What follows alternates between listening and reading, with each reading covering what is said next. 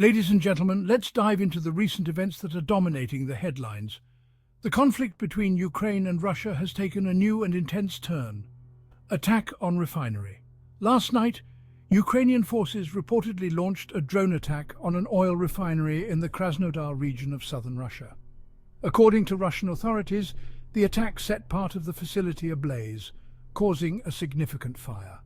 Fortunately, emergency crews were able to extinguish the flames, but not before 2 individuals were injured in the process. Additional attacks.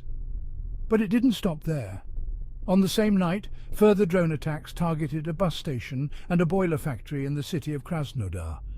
These attacks caused further damage and resulted in at least 4 more people injured by falling drone debris. Complexity of the conflict. The escalating conflict between these 2 nations is complex and fraught with political intricacies. It's important to remember that obtaining accurate information during these times can be challenging.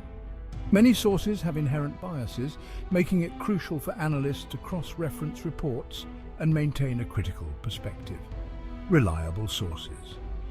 Despite these difficulties, there are independent experts, organizations, and journalists who strive to provide nuanced insights into the situation. Their work is invaluable in helping us understand the broader context and multifaceted nature of this conflict. Importance of analysis. For political analysts, it is essential to stay informed through diverse sources to form a comprehensive understanding.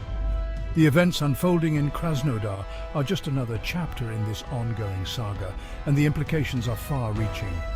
Conclusion. So, as we continue to watch these events unfold, let's continue to question, analyze, and most importantly, seek the truth.